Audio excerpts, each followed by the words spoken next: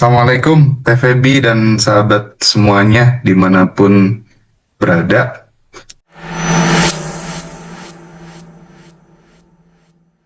Kita langsung aja Teh Feby. Ya, Ngobrol tentang manifestasi lagi Teh Feby. ya, Saat kemudian seseorang tuh berhasil memanifestasikan keinginannya di kelas kita ini, apa yang sebenarnya sedang terjadi pada struktur energi dan kesadaran mereka tuh sebenarnya gimana Teh? ya. Jadi gini Mas Hendra, pada saat seseorang itu sebelumnya kehidupannya kacau, kehidupannya tidak sesuai dengan apa yang dia inginkan di dalam hidup ini, artinya yang terjadi sama dia adalah situasi di mana energi tubuhnya itu tidak selaras Mas, dengan energi semesta dan dengan energi kelimpahan. Ada sesuatu yang tidak selaras gitu. Pada saat mulai masuk materi Abundant Revolution, di bab 1 diceritakan tentang siapa diri dia, di bab 2 cara kerja sistem semesta seperti apa, di bab ketiganya udah mulai praktek sadar nafas syukur, udah mulai praktek menerima melepas untuk menyelaraskan resonansi semesta dan dirinya gitu. Lalu udah mulai sending love, udah mulai melepaskan kemarahan, kebencian, memaafkan orang lain, memberikan cinta, dan mulai daily rutinnya dijalanin. Dia begitu banyak memberi banyak cinta, ketika data di tubuhnya berubah dari yang mengeluh, bingung, takut, cemas, berubah selama 30 hari, berganti dari keluhan menjadi terima kasih, dari kesel, sebel menjadi sending love, dari resah, takut, bingung menjadi jauh lebih tenang. Keselarasan mulai terjadi, koneksi mulai terhubung, frekuensi mulai sama apa yang diinginkan. Cerita tentang manifestasi itu adalah cerita tentang selarasnya antara tubuh dengan goals yang diinginkan, dengan putaran frekuensi semesta dan Allah itu sendiri gitu, atau apapun nama itu disebut, dengan kecerdasan semesta yang luar biasa. Jadi apa yang terjadi pada saat seseorang manifest? Terjadi keselarasan frekuensi, keselarasan resonansi antara yang melepaskan energi tanpa batas. Jadi kan Allah dan semesta itu, dia itu kan tanpa batas Mas, kelimpahan tanpa batas. Frekuensinya ini ada di mana-mana Mas, di semesta itu tuh terpancar. Nah, masalahnya frekuensi tubuh kita belum bergetar di sana. Nah, manifestasi terjadi ketika ketemu nih resonansi yang sama. Jadi Receiver kita ini sama nih frekuensinya, tune in, tetap sama. Terjadilah manifestasi. realita jiwa mereka bergetar selaras dengan semesta gitu ya Teh Betul, ya? betul sekali. Selaras, Oke. bercerita tentang keselarasan yang terjadi.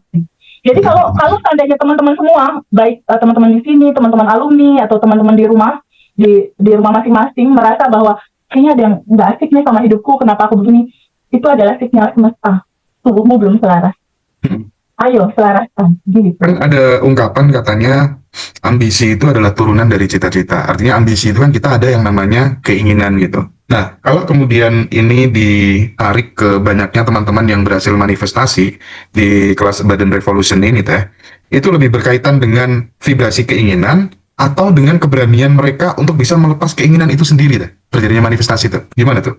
Kalau dilihat dari rata-rata manifestasi yang terjadi sama alumni ya Mas Hendra, Mm-mm. itu aku hampir ketemu polanya Mas. Polanya adalah ketika mereka pertama berdamai dengan realita dan menerima semua apa yang terjadi. Ada satu titik di mana dia mengenolkan, mengikhlaskan apa yang terjadi sama mereka, penerimaan. Setelah menerima itu semua, lalu mereka menjalankan daily rutin, hasilnya lepaskan. Lepaskan dalam arti kata, mereka bersedia untuk semesta mengaliri, hendaknya berjalan di dalam kehidupannya. Disitulah letak kejadian sebuah realita yang berjalan effortless, di mana di sini ada kehendak, ada keinginan, kecerdasan yang lebih tinggi, yaitu Allah Subhanahu Wa Taala, atau apapun nama itu disebut ya, Tuhan, Allah atau semesta. Dan di sini ada yang berjalan nih di dalam kehidupan ini. Ketika dia mengosongkan, ketika dia melepaskan emosi, keinginan, ego, dia mengosongkan, lalu dia terbuka untuk totally surrender, total berserah. Disinilah aliran itu masuk. Disitulah terjadi manifestasi yang selaras. Gitu Mas Hendra. Oke, oke. Jadi intinya di titik manifestasi beberapa teman-teman itu lucu Mas. Ketika dia udah, ya udahlah, istilahnya aku total berserah, aku serahkan, aku lepaskan, diatur oleh semesta, aku pasrah, berserah, dan aku terbuka sama semua hasilnya gitu. Bagaimana semesta mengatur. Tapi dalam posisi itu bukan dalam posisi tidur, makan tidur, enggak gitu ya Mas. Tetap dalam sebuah gerak gitu, dalam sebuah do, dalam sebuah action.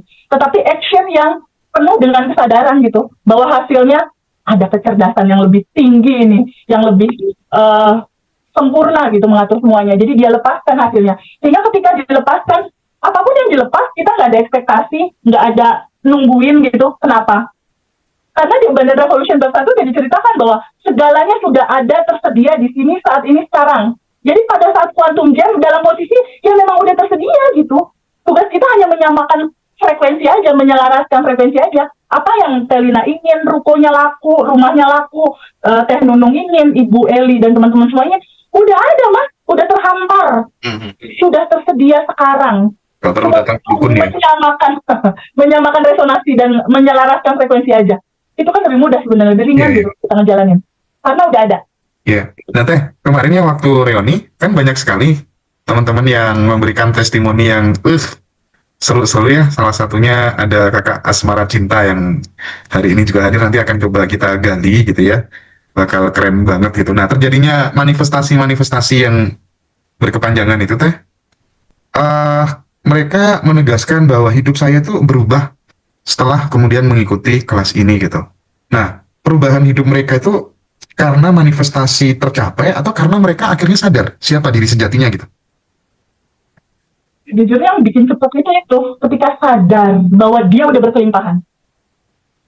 Ketika sadar kelimpahannya itu udah ada di dalam mas. Ketika sadar kelimpahannya udah ada di dalam, lalu ada percaya diri dia kan, wah, mulailah data identitas dirinya berubah. Dari misal Mbak Aas yang sedih, takut, cemas menjadi Mbak Aas yang beruntung, katanya kan gitu kemarin. Itu adalah sudah yang tanpa batas dan beruntung, ya udah nempel terus, dia beruntung aja kemana-mana dia berjalan. Iya, itu aja yang selalu terjadi di dalam kehidupan. Jadi kuncian utamanya memang boleh nggak terbuka untuk awaludini ma'rifatullah ta'ala, tahu dulu siapa dirimu, kamu akan tahu siapa Tuhanmu. Dan hidup begitu indah ketika tahu itu semua, karena gimana gak indah Mas Hendra ketika seseorang dalam ketakutan kebingungan terus diceritain semuanya udah ada di dalam, terus yang mewujudkan yang di dalam untuk merealita jadi keluar. Cukup sadari bahwa itu ada, cukup sadar nafas syukur, syukuri aja semua, lalu kalau ada keinginan ya udah quantum jamming dan lepasin aja gitu. Itu rutinitas yang akhirnya seru juga ya hidup ini gitu. Iya. Nah Teteh, aku sekarang pengen coba masuk lebih dalam untuk menggali sisi jebakan ego ketika manifestasi itu sudah berhasil gitu Teh. Kalau seseorang berhasil melakukan manifestasi gitu, tapi ternyata masih melekat pada sebuah identitas yang lama gitu. Apa yang biasanya terjadi menurut resolusi pandang TVB? Kalau manifestasi sudah terjadi, lalu masih melekat ego, biasanya kebahagiaannya nggak lama mas. Entah itu uangnya cepat habis, entah itu dia balik lagi ke kekurangan, entah itu dia something problem with apa yang dimanifestasikan sama dia gitu. Karena biasanya kalau masih melekat sama ego, akulah yang mengisi hidup aku, yang ngatur aku semua serba aku. Justru akar aku inilah, akar ego inilah sama dengan penderitaan mas, kalau nggak dilepas. Ego ini kan diri palsu. Ego ini adalah diri palsu. Justru akar ego inilah yang punya banyak limitasi mas Hendra. Jadi tercapai, cuma mungkin capek. Tercapai, cuma mungkin kebahagiaannya nggak lama gitu. Tercapai sih pasti tercapai. Cuma semua orang kan perjalanannya mas menuju spiritual awakening gitu ya, menuju kesadaran. Jadi nikmatin aja prosesnya, enjoy the process. Nah, kita tahu Teh, sebenarnya kan manifestasi itu sponsornya dari trauma, kadang pun juga kejadian Teh. Manifestasi dari luka batin, dendam, itu pun juga kadang kejadian gitu. Nah, untuk kan kita pengennya kan manifestasi itu sponsornya bukan dari trauma, bukan dari ego-ego tadi ya, tapi muncul dari ruang kesadaran yang murni gitu. Nah, gimana sih Teh ketika kemudian manifestasi, tapi based on trauma itu tuh efek kedepannya seperti apa gitu? Beda mas, beda banget. Ada peserta alumni yang mengalami manifestasi dari dendam. Ada. Jadi suaminya punya usaha, suatu saat suaminya sibuk banyak kegiatan, istrinya kayak merasa dikecilkan. Suatu saat istrinya juga menjalankan usaha, lalu dia berkata, gue dendam sama kesuksesan suami, nih lihat ya aku akan buktikan gitu lah istilahnya. Biasanya kejadiannya itu akan lelah, capek. Dan tercapai si istri ini mengalami kesuksesan itu, tapi banyak dramanya mas biasanya. Drama pegawai lah, drama ini itu, pokoknya enggak gini. Jadi gini, inti dari semua perjalanan apapun yang ingin dicapai kan kebahagiaan dan ketenangan dan kedamaian yang panjang ya Mas. Intinya itu, dan itu hanya bisa dicapai ketika kita melepaskan limitasi kita berupa emosi, keinginan, dan ego itu. Nah, ketika itu selalu kita sadari, tapi kita jangan membenci itu ya, karena kan itu bagian dari kita. Tidak yang, oh pokoknya aku lepaskan, pergi jauh, nggak gitu. Nggak gitu. Istilahnya, kata melepaskan itu kan sebenarnya sambut, terima, kita ada emosi, sambut, terima, ada keinginan pengen ngatur, dan lain-lain, sambut, terima.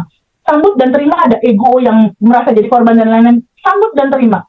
Lalu izinkan disadari bahwa ini juga cinta. Izinkan disadari bahwa ini juga manifestasi cinta. Kehidupan itu kan dualitas, ada kesedihan, kebahagiaan, semuanya manifestasi cinta. Kesadaran tentang itulah yang membuat semua reaksinya tuh tidak dalam sesuatu yang tidak membahagiakan gitu. Jadi pahami bahwa kemarahan, kesedihan, kecemasan, baik keinginan pengen ngatur, kekurangan apapun itu, ego termasuk sekalipun, itu adalah manifestasi cinta juga gitu. Jadi sebenarnya dalam kehidupan ini sih label-label itu harusnya udah benar-benar jadi pemurnian cinta gitu. Cuma kan dalam kehidupan ini memang selalu ada dualitas Mas. Ada kebahagiaan, kesedihan, ada punya uang, uang diambil orang. Ada setia, ada yang nggak setia gitu. Semua itu terhampar untuk apa? Untuk mengukur diri kita sendiri. Ada bagasi emosi apakah yang masih menyala dan apakah itu sudah selesai gitu. Ketika ada realita yang tidak nyaman, itu notifikasi. Kamu sedang tidak selaras. Oke. Nah, andai kata nih Teh Feby itu dihutangi uang gitu sama sahabatnya gitu. Nilainya mungkin besar lah ya.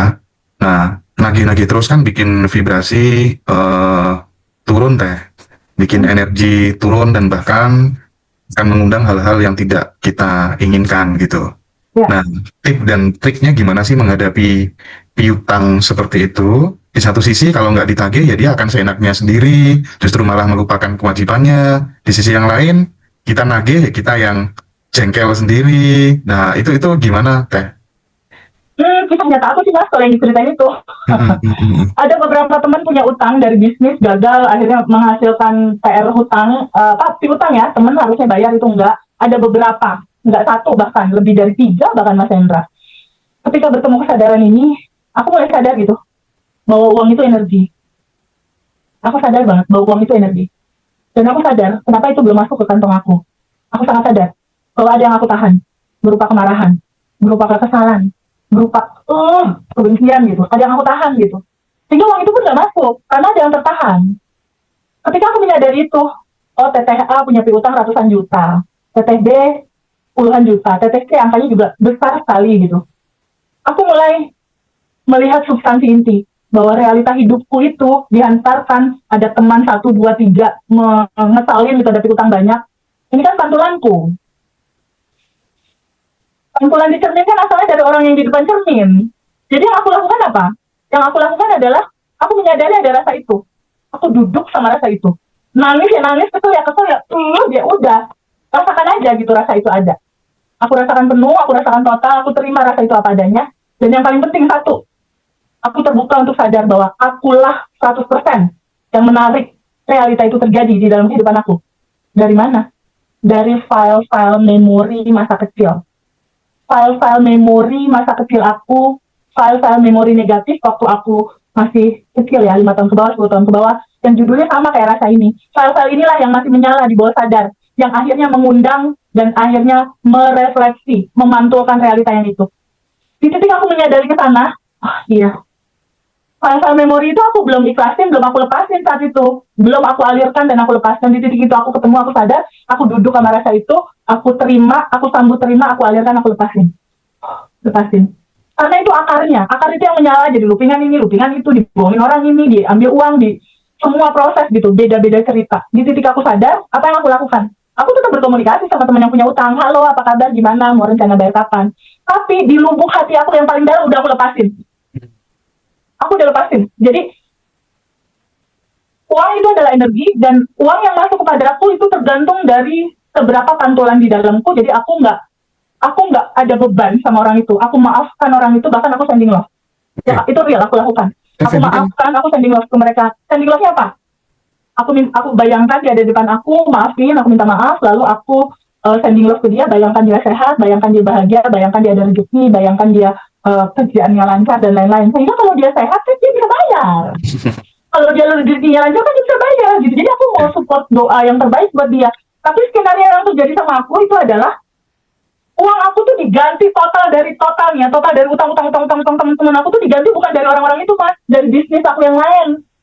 Masuk uang totalnya, total akumulasi kalau mereka semua bayar. Itu enggak sebulan mas, cuma sekitar seminggu dari sejak aku melepaskan merelakan, lalu aku sending loss, lalu uang itu masuk semua terganti. Kayaknya 3 kali lipat deh dari angka itu. Oke, Teh. Kemarin waktu di reuni itu kan ada salah satu peserta yang datang dari Merauke namanya Bu Puji ya. Betul, Nah, Bu betul, Puji itu betul. dulu kan benar-benar dia punya utang ya 600 juta berapa gitu. Ya, Terus akhirnya dia bisa bangkit dari keterpurukan finansial dan malamnya itu aku sempat ngobrol lebih dalam gitu. ya, Ternyata wajar ya beliau itu mengalami peningkatan secara signifikan tuh karena setiap minjamin uang sama orang gitu yang mau dihutang gitu teh, dia ya. sudah nganggep itu nggak bakal balik gitu, udah diikhlaskan gitu. Bahkan ada salah satu sahabat suaminya gitu yang kena masalah, dia masih sisa mobil satu-satunya itu dia gadekan untuk menolong temannya itu gitu. Jadi cara pandang, respon terhadap uang, terhadap keberlimpahan itu benar-benar termanifestasi di luar gitu loh. Harus punya nyali gitu loh. Kalau kita ingin berubah tuh harus punya nyali gitu. Jadi relate banget dengan yang selama ini diajarkan oleh TVB gitu. Nah, nah terus teh kan di satu sisi TVB kita kan tahu ya bahwa dalam dalam Badan Revolution tuh teman-teman selalu diajarin untuk quantum jump, untuk manifestasi-manifestasi ini itu dan seterusnya gitu ya. Ya, Kalau kemudian dikomparasikan ya, kalau kemudian dibandingkan gitu, eh eh, jalan hidup itu sesuai dengan yang kita mau. Pokoknya kita pengen begini, alam ngerespon begini gitu. Kita pengen begitu, alam ngerespon begitu gitu. Atau opsi yang kedua, udah percaya penuh aja pada pada semesta ini, apapun yang terjadi nggak perlu dilawan. Nah itu bagaimana ya menemukan benang merahnya ya, titik tengahnya gimana ya teh? sejujurnya percaya aja sama semesta yang ngatur Mas Hendra. Sejujurnya itu. Nanti uniknya nih Mas Hendra, itu tiba-tiba ada intuisi yang kehendak kita juga sama kayak gitu gitu. Hmm. Itu jadinya kayak seakan-akan kayak kita punya keinginan, padahal kalau dari mindset awal bahwa ini mindset awalnya sebenarnya ada di bab 1 mas, ada di siapakah dirimu adalah percikan rohnya yang tanpa batas dan berkelimpahan. Stop di situ tuh.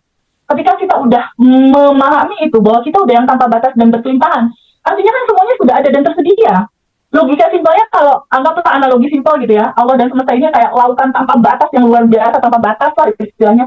Kita ini adalah setetes air lautnya itu yang tes gitu.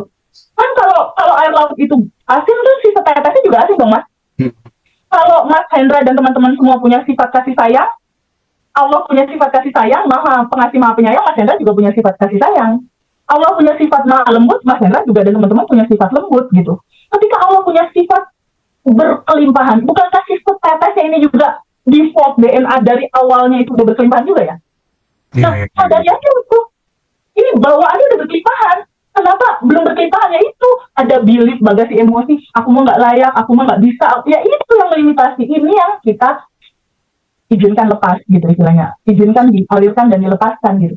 Nah, ketika kita sudah menyadari bahwa ini kan sebelum kita lahir tuh udah DNA kelimpahan gitu, udah berkelimpahan. Jadi ya udah percaya aja sama skenario yang memang semuanya udah terhampar tersedia. Tugas kita samain aja deh resonansi kelimpahannya, resonansi selarasin sama kelimpahan. Jadinya apa? Bersyukur, berterima kasih, bahagia, tenang gitu loh. Gak bisa buru-buru, gak bisa cepet-cepet, pokoknya harus sekarang. Makanya sih pengen pokoknya harus sekarang, emang udah ada. Tinggal coba aja resonansinya disamain. Yang bikin harus dipercepat adalah bagaimana kita menyamakan resonansi dan keselarasan ini dengan keselarasan semesta gitu. Keselarasan semesta lebih jelas. Keselarasan semesta itu kita bicara level alpha, theta, tenang, senang-senang aja, seru-seru aja, bercanda-bercanda aja.